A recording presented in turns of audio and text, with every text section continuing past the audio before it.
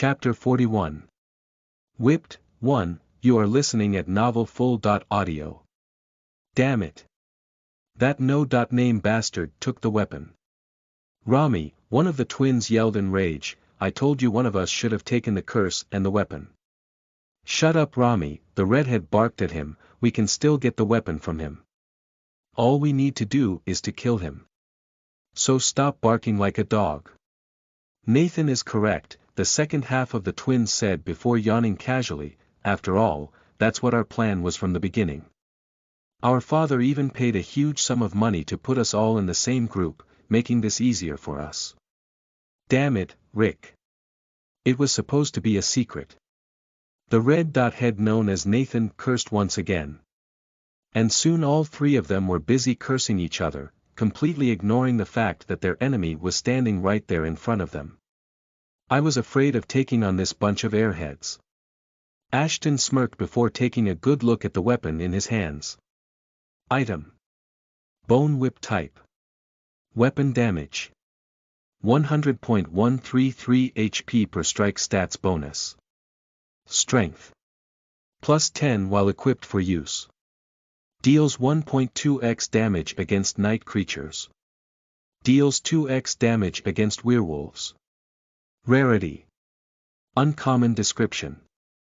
A bloodied whip made out of the bones of numerous night creatures who fell prey to its attack.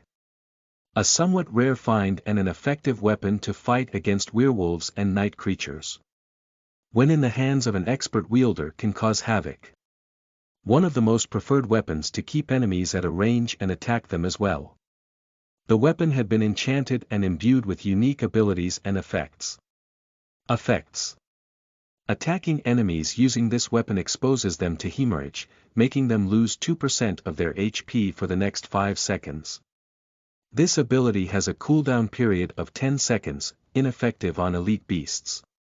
Grants the user a passive effect.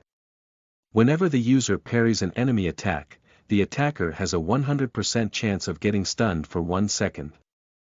This effect has a cooldown period of 10 seconds.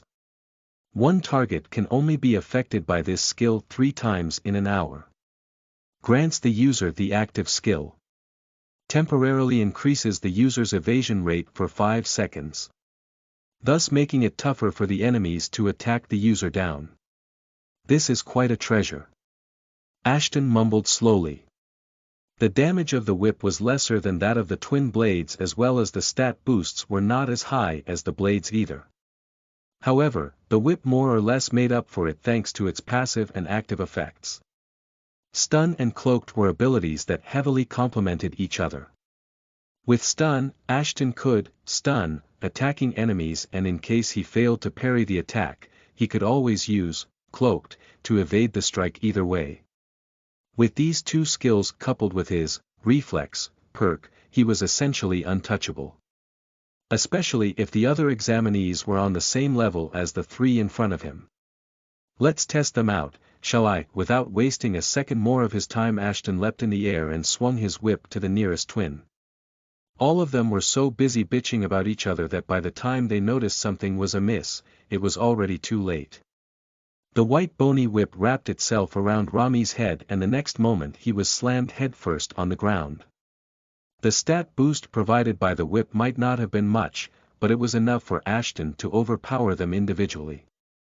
After all, even with the curse on him, he was just as strong as the 3 of them. What the hell? The 2 remaining brothers blurted out simultaneously.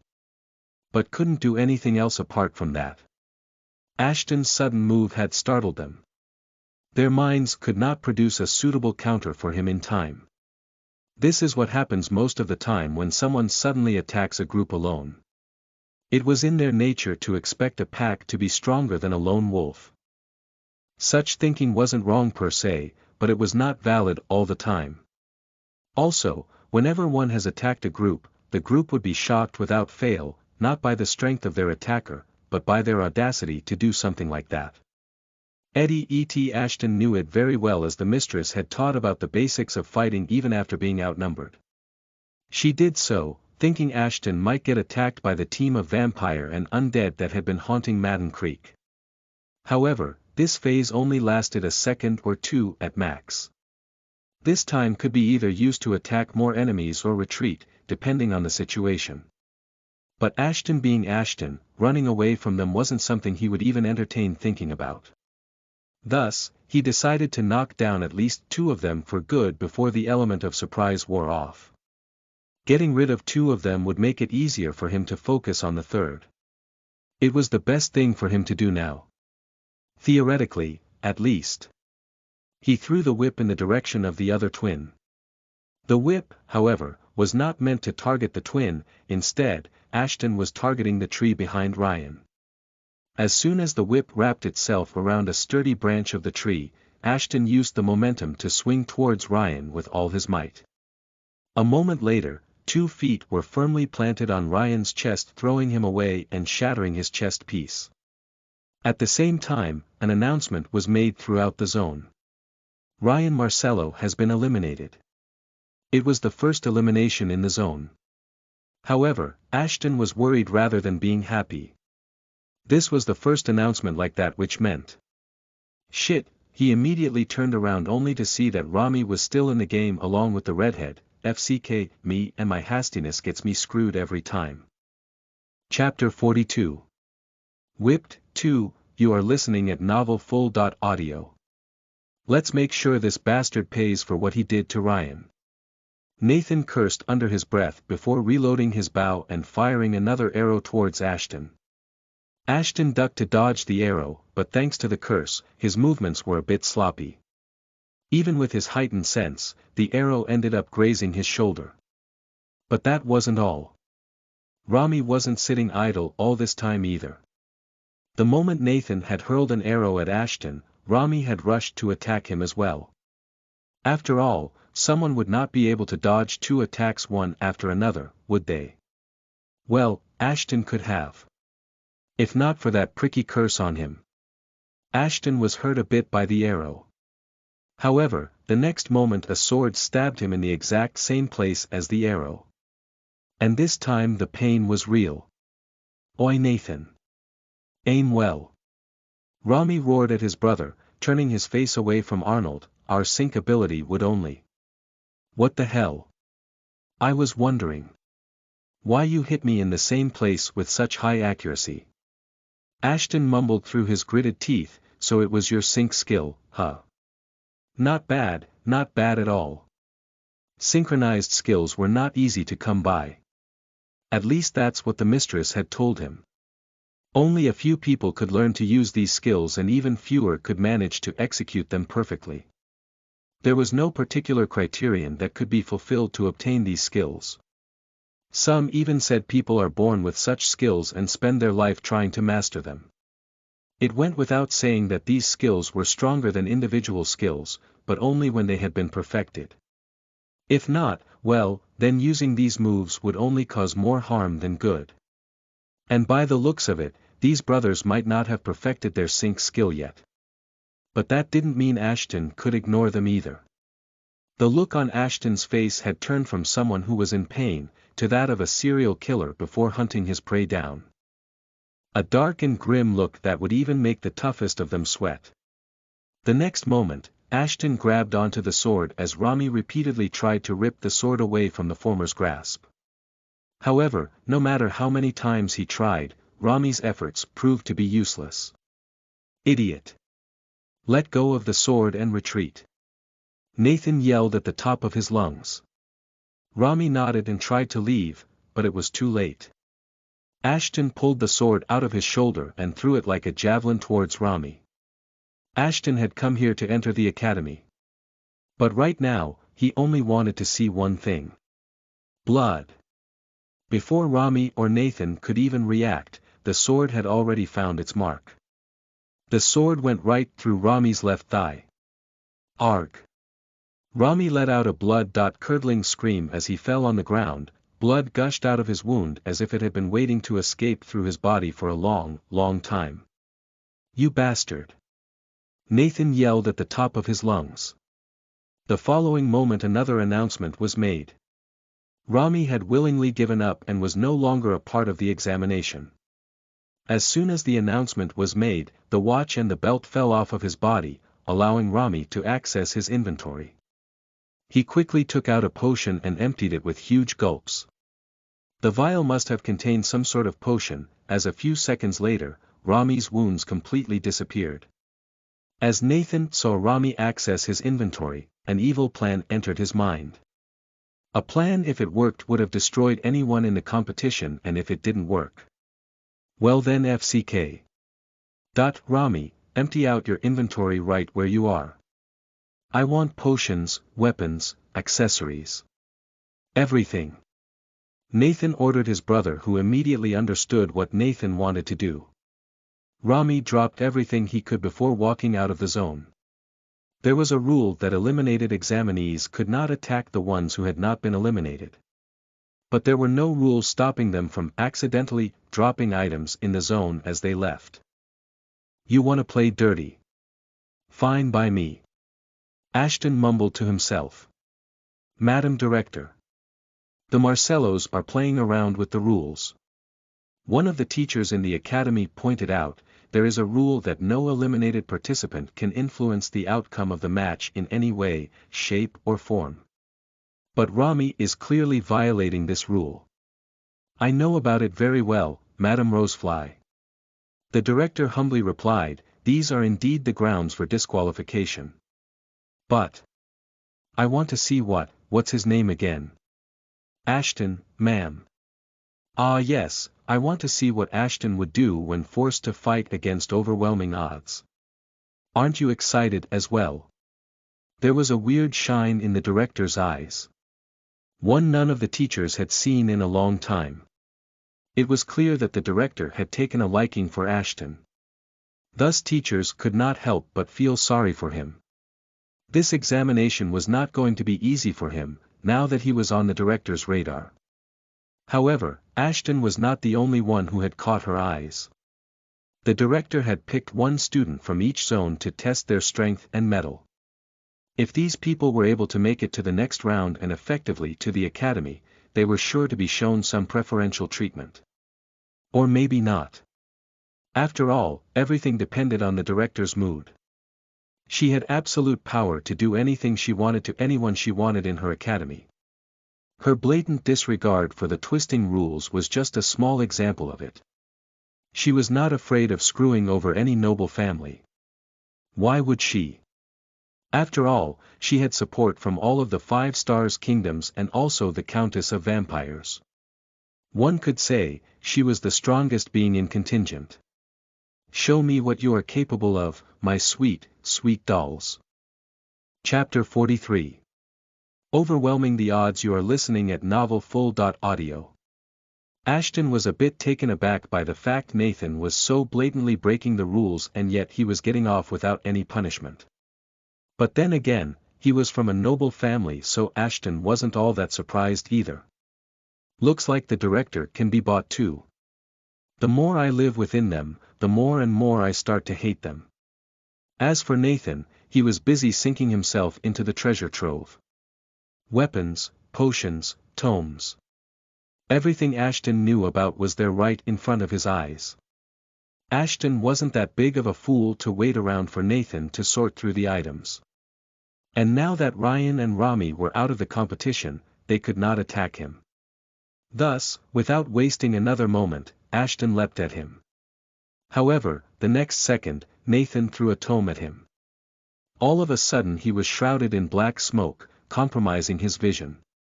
Nathan must have wanted to take advantage of this situation and shot a continuous barrage of arrows into the smoke. There was no way the bastard was getting out of there without being eliminated or heavily injured. Or so Nathan thought. As the smoke began dissipating, Nathan's eyes were left wide open with horror.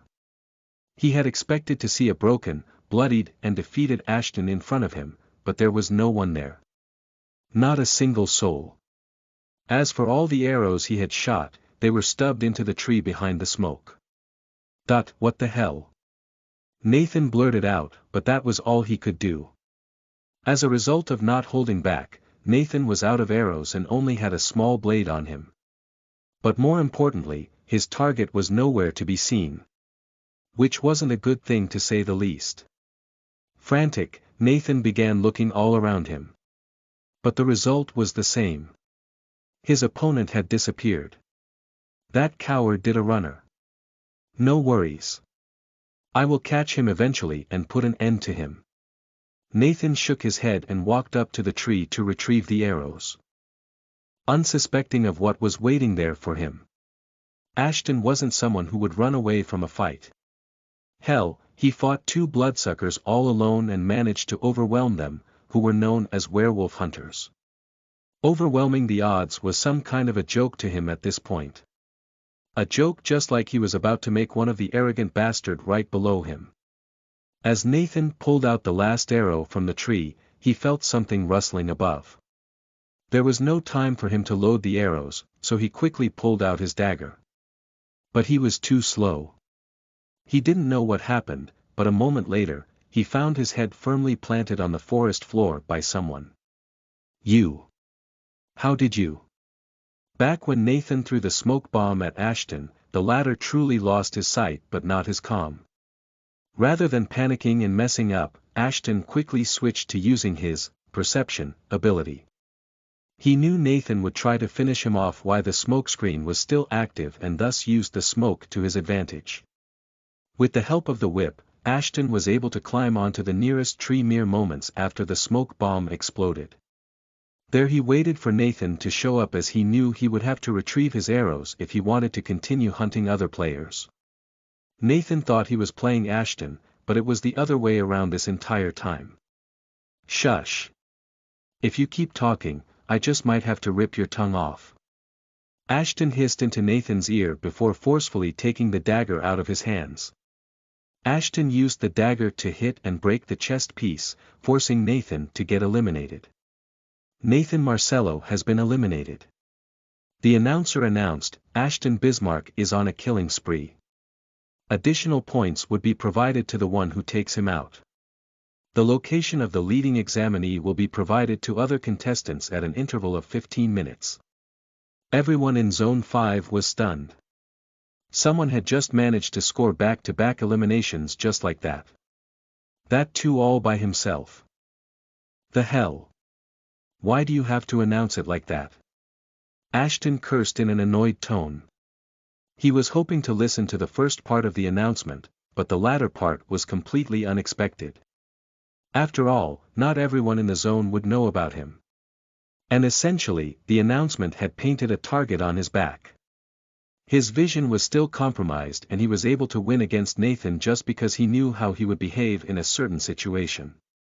Also, perception wasn't all that effective either, as he had already been fooled once by the Marcello brothers while depending on the ability alone. No matter how Ashton tried to see it, it felt like someone was desperately trying to screw him over. At this point, he heard a cackle coming out of Nathan's mouth. It was obvious that Fker was happy. Ashton would have been happy if he was in his place too. Looks like you are as good as dead, you filthy common bastard. Nathan snarled, but don't worry. Your troubles won't end just by getting eliminated from the competition. The Marcello family will make your life miserable outside the academy as well. As Nathan kept blabbering on and on, Ashton couldn't keep his cool anymore and kicked him with all of his strength. Which was enough to dislocate Nathan's lower jaw, rendering him incapable of speech. You talk too much. Ashton shrugged his shoulders and began walking away. He couldn't stay there for long as everyone would probably start hunting him soon. The situation was so painful that Nathan wanted to scream. But he couldn't even do that. His jaw was stuck at an odd angle. In his pain and rage, Nathan tried to attack Ashton even though he knew he wasn't supposed to. But by this time, the curse finally lifted off of him and Ashton was back to his full strength. He could sense Nathan chasing after him, so he did what any sensible person would do. He stepped out of the way, letting the madman bang his head on the tree and effectively letting Nathan knock himself out. All bark and no bite. Interesting. Now I need to get rid of this blindness before someone finds me. Chapter 44. The Hunt. 1. You are listening at novelfull.audio. The examination for survival had suddenly turned into a competition to see who could hunt this Ashton person first. Some were after the additional points they could receive by eliminating him, while the rest of them were worried about what would happen if they encountered him. It was safe to say that none of them wanted to get eliminated, and letting Ashton do as he pleased was something they could not risk. For all they knew, Ashton might already be preying on them and could eliminate them at any given moment. But that wasn't the only reason for their hostility. Ashton had just eliminated a group of nobles, which left the rest of the nobles enraged. They have heard about the Bismarck name and knew it very well that it belonged to the half-sister of the current prince. It went without saying that the mistress did not have a good reputation among the spoiled noble brats. She was detested by everyone in the noble families, except a few who were close to her. Since Ashton shared the same last name as her, the young masters were quick to decipher identity and came to an agreement amongst themselves. We will eliminate him first. Let's put everything else on hold. One of the nobles announced to the 50 or so noble who had gathered there, although it's a shame not all of the purebloods shares the same view as us. I can understand their perspective. Qualifying the examination is important as well. This young man was named Lucas Ring, the sole heir of the Ring family who had friendly relation with the Marcellos, whose family members Ashton had just eliminated. His waist-length white hair was proof that he had not lost a battle in a long time, as according to their family tradition, the Ring never cut their hair off until and unless someone defeated them in battle. At least that was what the others believed. The Rings were truly a despicable family. They never lost a battle before, not because of their strength or valor, but simply because they never fought with anyone. Instead, they used to manipulate others into doing their dirty work for them. To them, nothing mattered as long as they were able to achieve what they wanted, and Lucas was no different from his ancestors.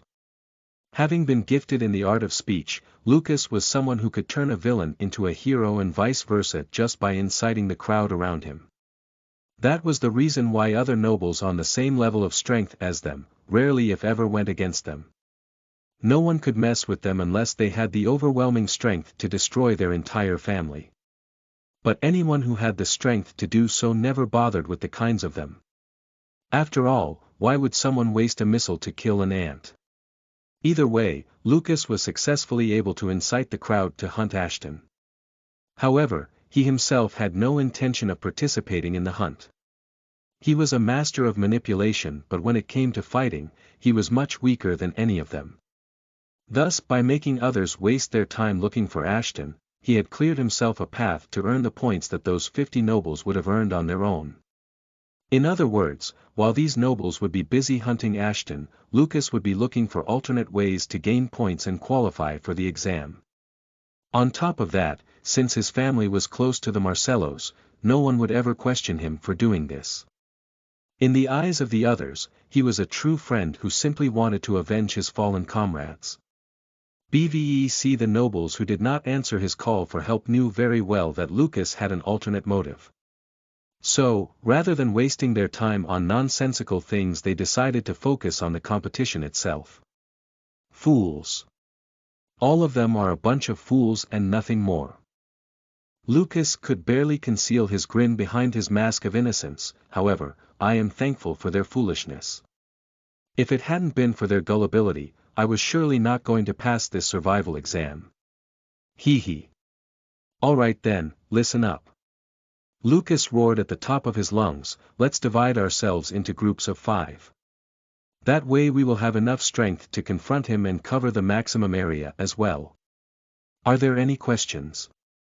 All of them shook their heads in unison. Alright then, let's hunt him down. Meanwhile, on the other side of the map, Ashton had blended himself in with the surrounding. His blindness was slowly wearing off. Since the item did not belong to the examination, its effects were slow to disappear, unlike the curse he got affected by after opening the chest. At least I got some of my vision back. Ashton thought, it will still be a problem if I encounter another trio like before. In his state, he was worried if he would be able to fight 2 examinees simultaneously, let alone 3. However, his problems didn't end there. He couldn't stay in one spot for long, as once 15 minutes passed, the rest of the examinees would get informed of his location. Thus not only he was forced to fight in a state of partial blindness, but he had to run and hide as well. It almost felt as if someone was plotting against him. First, Nathan was suspiciously allowed to use forbidden items, and then the announcement after eliminating him practically screwed him over. Moreover, none of these things was mentioned in the rulebook that was fed into their watches. To say that Ashton was pissed would have been an understatement. At first, he thought the director would be fair with her treatment of everyone. But hell, he was wrong. Oh, she's fair all right. But only to those f***ing nobles. Ashton cursed the director, if things keep going on like this, I might have to use the other genes as well. But for now let's keep it as a last resort. Chapter 45. The Hunt, 2, you are listening at novelfull.audio. Oh. Looks like he is not pleased with this development. The director smiled, too bad, his problems are only going to get bigger from here on out. Is it time? A brunette, brown-skinned woman politely asked. The director nodded. The rest of the teachers had no idea what these two were talking about. But then again, the director hadn't been one to reveal all of her cards to anyone. Even to her most trusted comrades. Professor Mina, I assume you have only prepared trained night creatures. The director mumbled as the artificial sun started going down, marking the second phase of the test. Yes, Madam Director. They have been trained to hunt and not to kill. The examinees might get injured, but none of them would die. Mina diligently replied. The director hadn't informed the Academy's best beast tamer why her beasts would be needed for the exam. But Mina trusted the director more than anyone in her life. So she did what she was asked to without a moment's hesitation. Similarly to Mina, the director had given some of the other professors different tasks as well. But it was done in a way that they would have never been able to guess why she needed all of their help. On top of that, none of the professors was aware of the involvement of other professors in the exam. With that being said, the director was planning to use all of their resources to make sure only the toughest and most resilient werewolves among the examinees would be able to attend the academy. I can already see some rising stars among these young guns.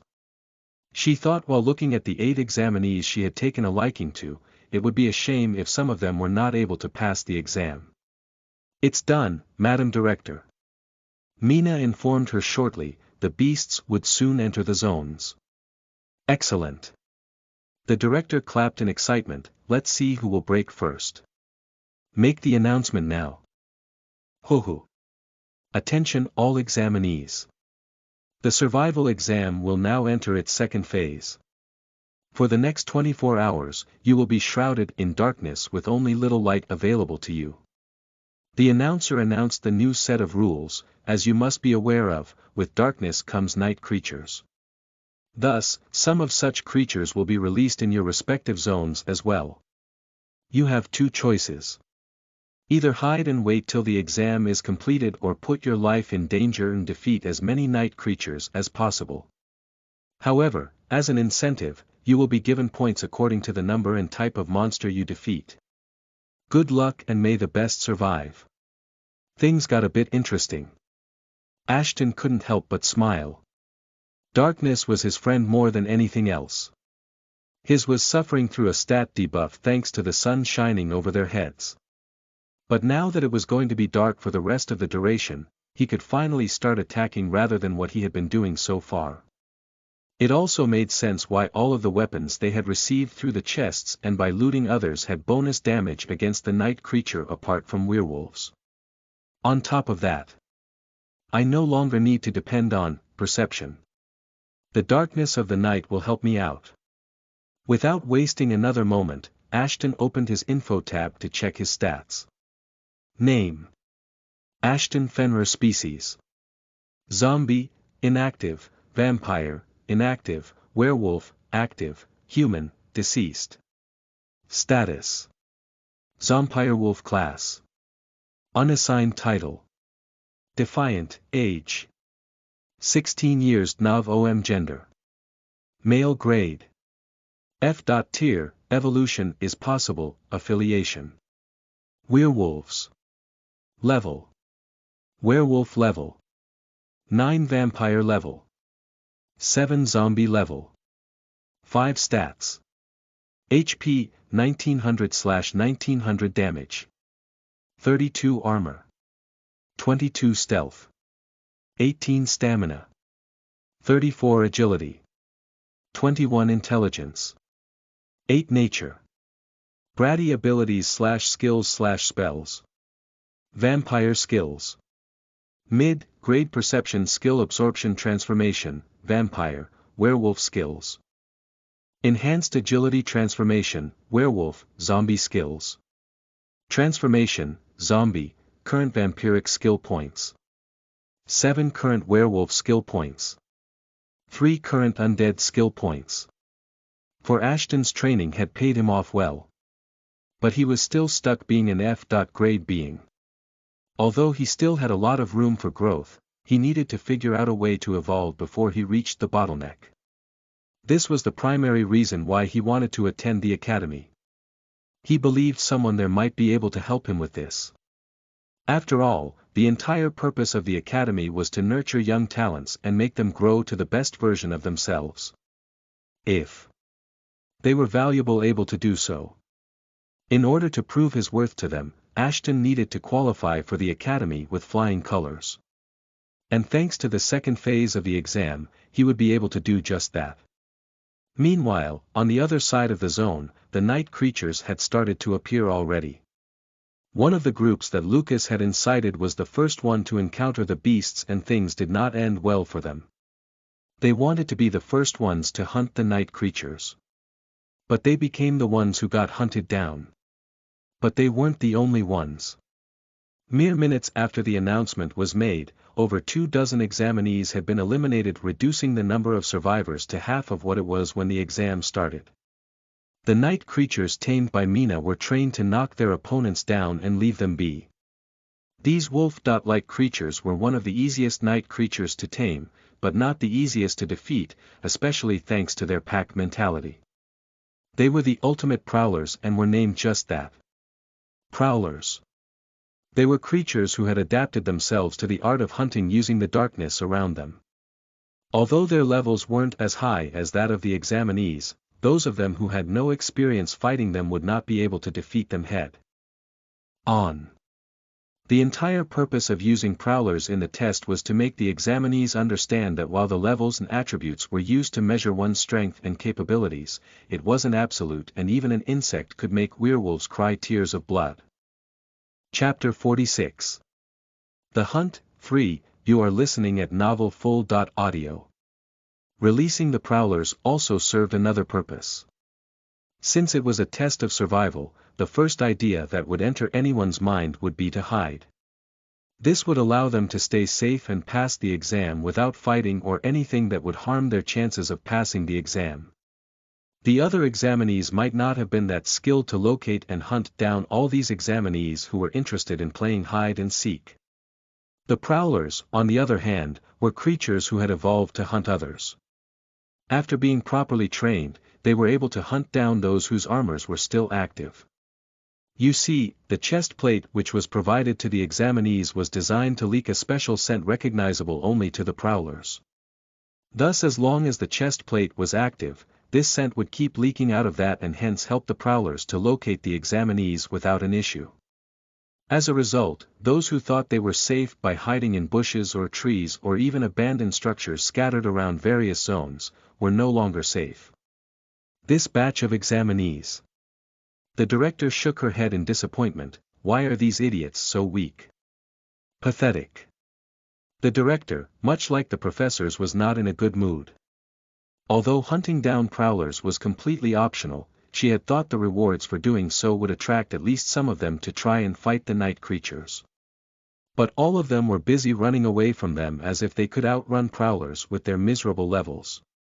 In her eyes, it wasn't that the prowlers were stronger than the examinees, but simply that the examinees were a bunch of weaklings. especially the examinees of Zone 5.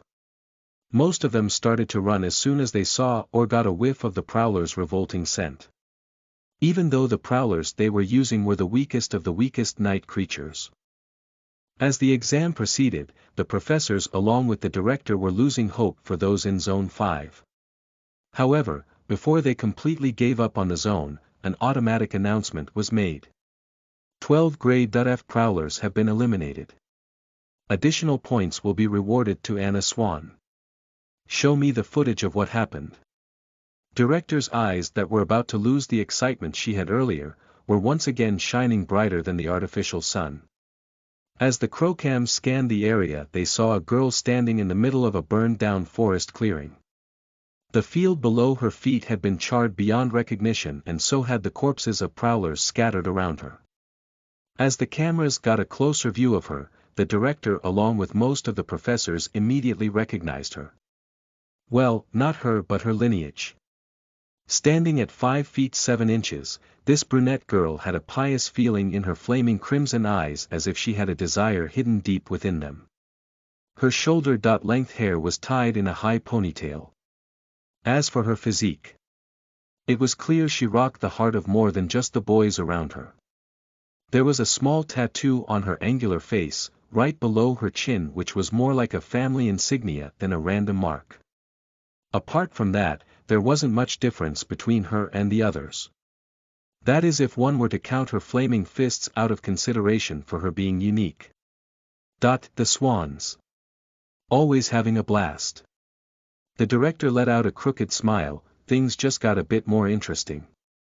On another thought, Professor Mina, are you alright? There is no need to worry, Madam Director. Mina said in her usual emotionless voice, those prowlers were only Grade F. It wouldn't matter to me in the slightest if they are killed. That's good to hear because I don't think the others are going to stop now either. The director's words confused the professors. They knew that swans had strong control over their magic and thus it was no surprise when Anna killed a dozen of them in one go. But they were not expecting others to achieve such a feat. There might be some strong examinees in Zone 5. But all of them doubted there would be someone else who would be able to take down a dozen or so prowlers by themselves. However, their doubts were shattered a moment later when yet another announcement was made. 14 Grade F prowlers have been eliminated. Additional points will be rewarded to Ashton Bismarck. Looks like our sleeping underdog is back in the game.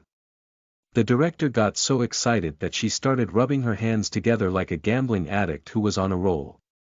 Thanks to the two of them, the other examinees realized that it wasn't impossible for them to defeat the prowlers and they finally went on offense rather than running away from danger.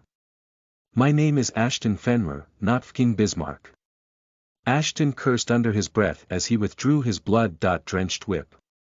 However, as he did that another notification popped up in front of him. You have received 60% EXP by killing a prowler. Current werewolf level 10. You have leveled up. EXP limit has been reset. All wounds have been healed.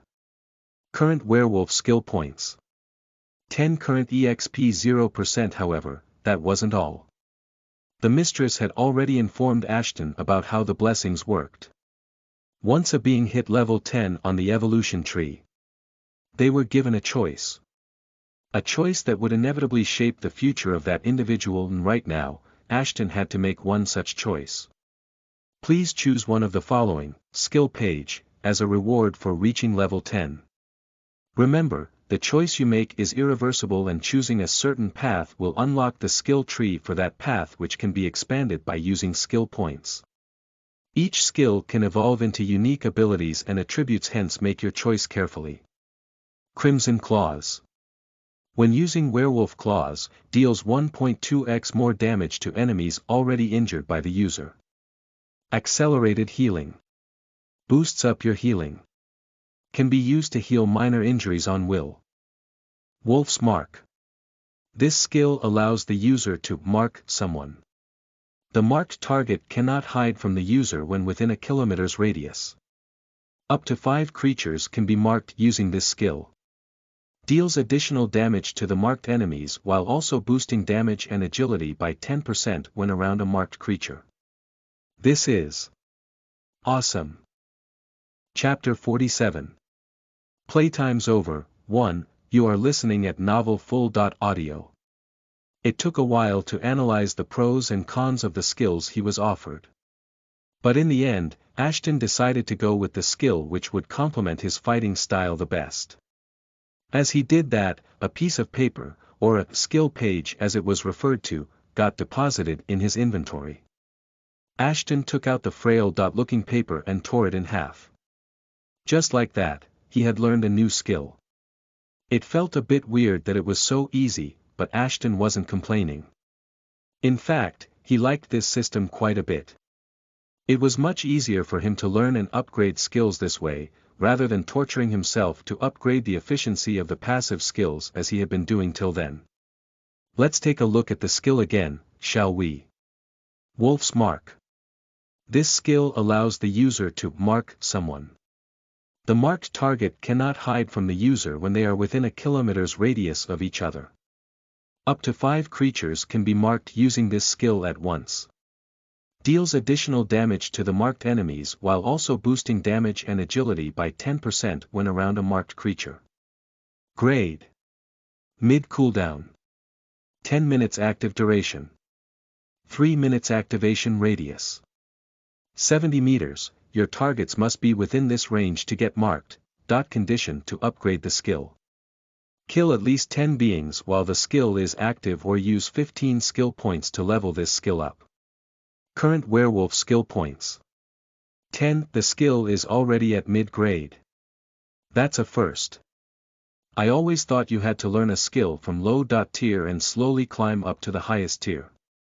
Ashton smiled as he went through the contents of the skill. This will go along well during the hunt in the night. The number of targets that could be affected by the skill was just perfect as well. The others were trying to hunt him in packs of 5 and he could mark 5 of them at once. Thus, in other words, once he used this skill to mark a pack of werewolves, there was nothing they could have done to save themselves. It was about time for the hunted to become the hunter. Ashton was in no mood to hide anymore and set out to find prey while hunting down the prowlers who relentlessly got into his way again and again. However, he wasn't the only one who was busy strategizing his next move. Lucas was busy coming up with one as well. After all, his initial plan got screwed over thanks to the introduction of prowlers into the exam. Shit. Lucas, keep it down. The prowlers will find us. One of Lucas' teammates cursed him out. The 4 of them had a bit of combat experience, but not much. That was the reason Lucas had made them follow him. As for the 4 of them, they knew Lucas had something planned to qualify for the next round. Thus they went along with him without asking him any questions. But now that the things had turned this way, they were reluctant to tolerate his crap anymore.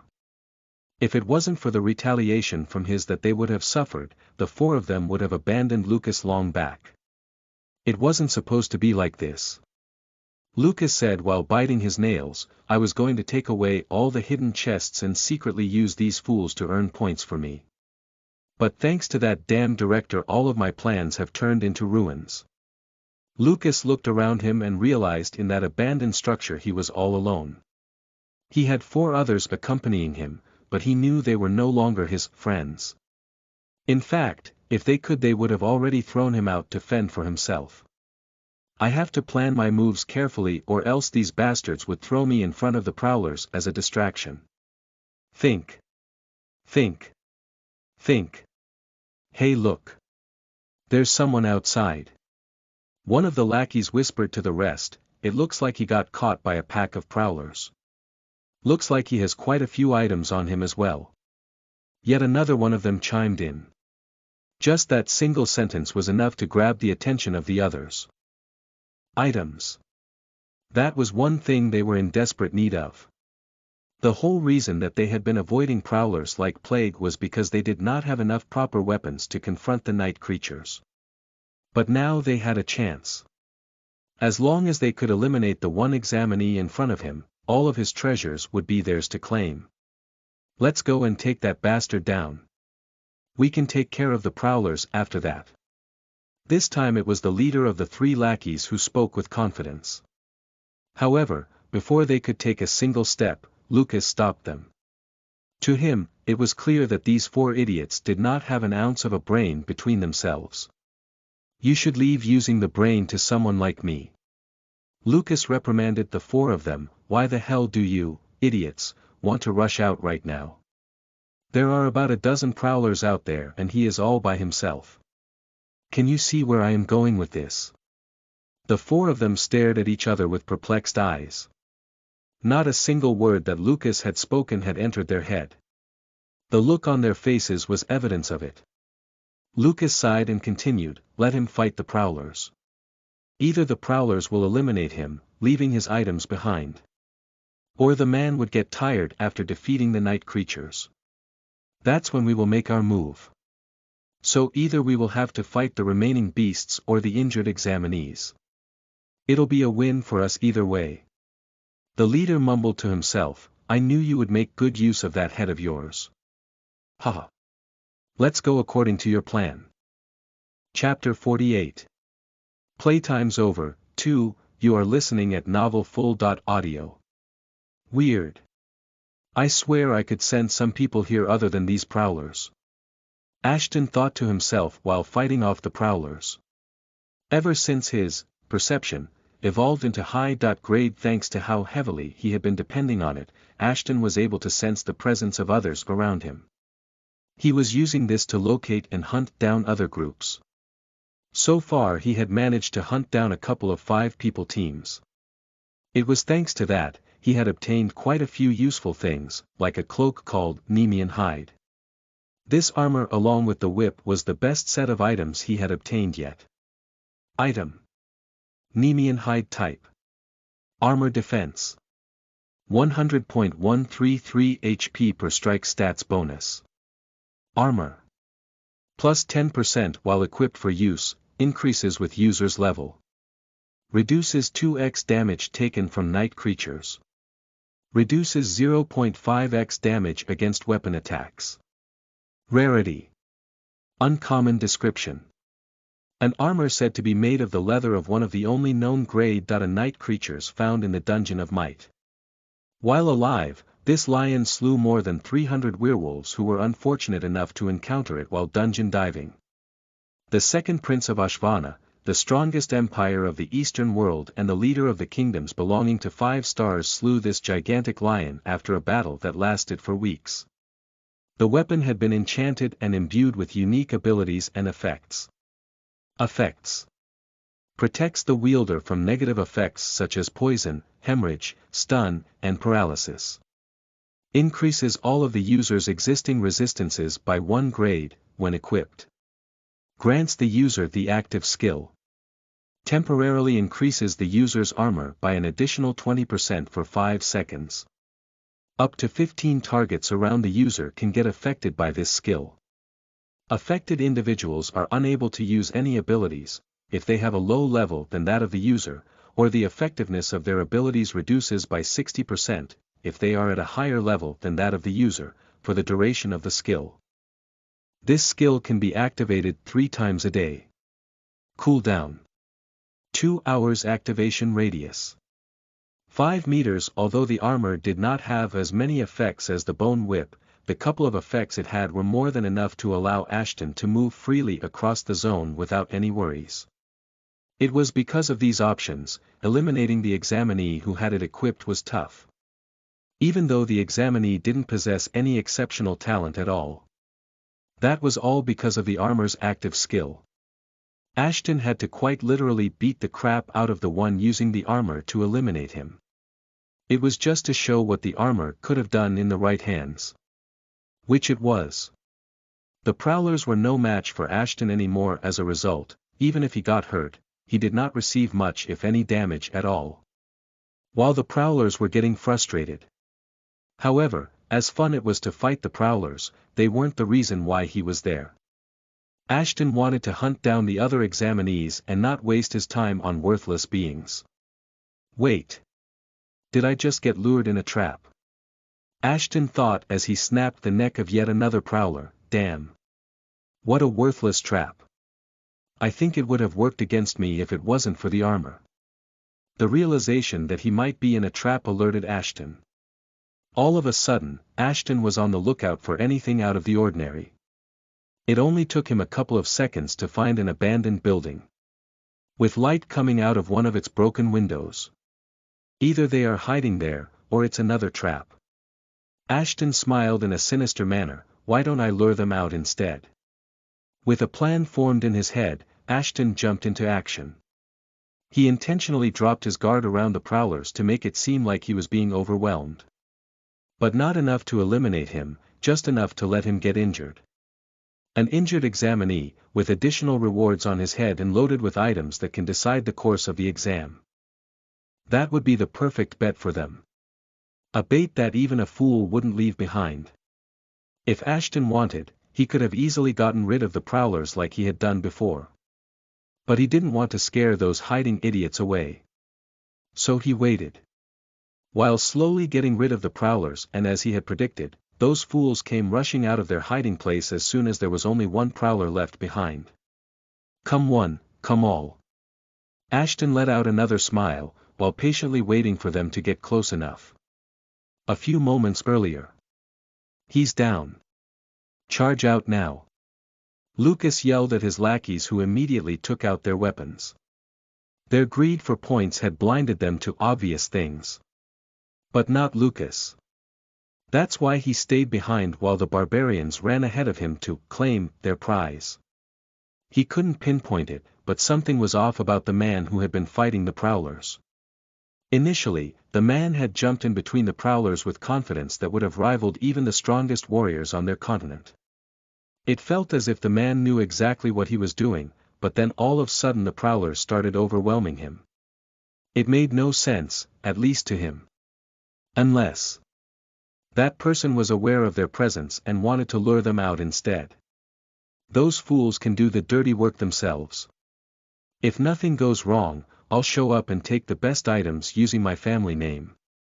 Lucas thought, and if things went south, I can always dump those fools and make a run for it while there's time. Survival was the most important thing. It didn't matter how many dirty tricks one might need to use. As long as survival was ensured, nothing was right or wrong. Chapter 49. Playtime's over. 3. You are listening at novelfull.audio. Only 4 of them. I swear I sensed at least 5 different people. Ashton thought when he saw 4 brute-like people rushing towards him. There was something off, but well, eliminating 4 of them simultaneously should give him enough points to maintain his lead. As long as he qualified for the second round of the exam, he wasn't going to complain about anything. Rip him apart. Ashton heard one of them roar at the top of his lungs. They were enthusiastic, but their courage was misplaced. They have a pack mentality as usual. Their items look shabby as well. Maybe that's why they came rushing out of their hideout wanting to claim the items I have on me for themselves. Let's teach them a lesson. Wait. Something's wrong. One of the lackeys realized that the way the last prowler was attacking the examinee wasn't normal. But before they could realize what was happening, the corpse of the prowler was hurled in his direction, knocking the wind out of the lackey's lungs. He baited us out. The prowlers were dead already. Fall back. Armor skill. Aggravate had been activated. Number of targets affected. For the affected targets are found to have a lower level than the user and cannot use any abilities for the next 5 seconds. What in the world? I can't use my dash skill. I can't either. FCK. I knew it was a bad idea. Panic and chaos ensued among the 4 of them. However, little did they know it was just the beginning of Ashton's attack. You have activated Wolf's Mark. Number of targets affected. For you will be able to see a crimson wolf mark hanging over the head of the affected targets. When you're close enough to a target, your damage and agility will be increased by 10%. This effect can be stacked up to a maximum of 50%. Current boost. 40%. Ashton wasn't the only one who could sense the increase in his powers. The 4 lackeys were also aware of the fact as they recognized the wolf mark hanging over their heads. All of them knew what the mark signified, but none of them had ever seen the skill in action. Luckily for them, Ashton was kind enough to give them a first-hand demonstration of exactly what someone with that skill was capable of doing. Get a hold over yourselves. We can't run away nor hide while we are marked. The leader of the lackeys tried to gain some control over his panic-stricken gang. The only way for us to get out of this mess is to get rid of that man. He might be strong, but he can't take down all 4 of us simultaneously. Are these idiots blind? Ashton could not believe their misplaced and naive way of thinking. I just killed a dozen prowlers in front of them and they think they can get me. What kind of drugs are they running on?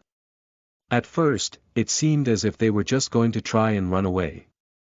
But as soon as their leader mentioned his intentions, all of them did a complete 180 and drew their weapons out. They were not going to go down without a proper fight. The next moment, all of them had Ashton surrounded. Trying to blindside me with your attacks so I wouldn't know where you're attacking me from. Ashton smiled. That would have worked against others, but my perception skill gives me an unfair edge over you. All of them simultaneously drew a bunch of throwing knives and hurled them towards Ashton, who thanks to his enhanced agility, blocked all of them. Why did he block the attack instead of dodging? He wanted to trigger the whip's ability and get rid of them as soon as he could. You have been stunned. This message appeared in front of the ones who attacked Ashton. But only 3 of them had the notification pop up in front of them. A second later, Ashton heard someone's footsteps and turned around to realize that the one leading them was running away. That bastard had tricked his own party along with Ashton. He did not have any intention to stay there and fight. He just wanted others to think that he was and use them to get as far away from Ashton as possible. You can run, you can hide. But you can't escape. Not so easily. Ashton was in no hurry to chase after one of them when he had 3 of them in front of him. Also, how far did the kid think he could run away? Ashton would catch up to him in no time. But first, without wasting any more of his precious time, he destroyed the chest pieces of the 3 of them, before chasing after the 4th of them. He couldn't see the person, but he could still see the wolf mark looming over his head. The more I see it work, the more I realize I made the right choice during skill selection. Using the whip as a grappling hook, Ashton swung his way over to where the man was. Inside the abandoned building. Berwin was greeted by a welcoming sight. I knew there would be 5 of you here. Ashton smiled as he saw 2 people hiding inside the building. So, shall I get rid of both of you? Seeing Ashton there petrified Lucas. Due to the darkness, the lackeys had not been able to recognize the man whom they were going up against. But in the room filled with light, it only took the 2 of them a glance to recognize the one who had been leading in the contest. Fker. Couldn't you find us anyone easier to hunt? Lucas slapped the lackey hard across the face. Why did you anger someone as great as a Bismarck? Lucas then immediately turned to face Ashton, whose face had been plastered over their watches thanks to the killing spree he was in. Look, it's an ass-kisser. Why am I not surprised? Ashton shook his head as Lucas started throwing false words of greatness in his way. But there was one thing even Ashton could not deny. Lucas had a way with words. If Ashton didn't know what Lucas was trying to do, he would have accepted his false praises without thinking about it. However, Ashton Lucas was trying to talk his way out and decided to get rid of him first. Yet, before he could even do anything about it, an announcement was made. The exam was overdue, the most of the candidates being eliminated. I thought there were still around 60.70 of us remaining.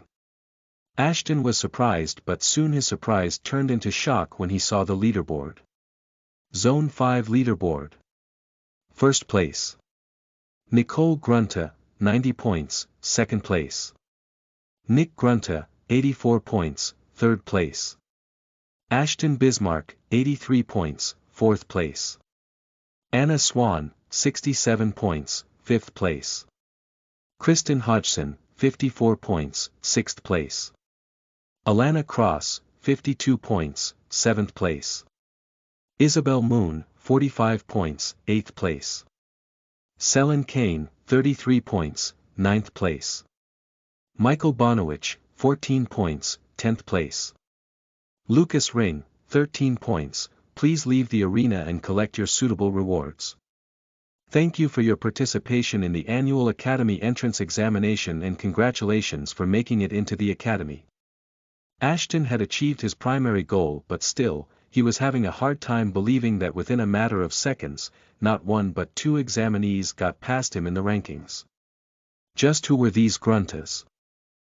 Chapter 50. Reward Time 1. You are listening at novelfull.audio. Back outside, they were greeted by sunlight shining right over their heads.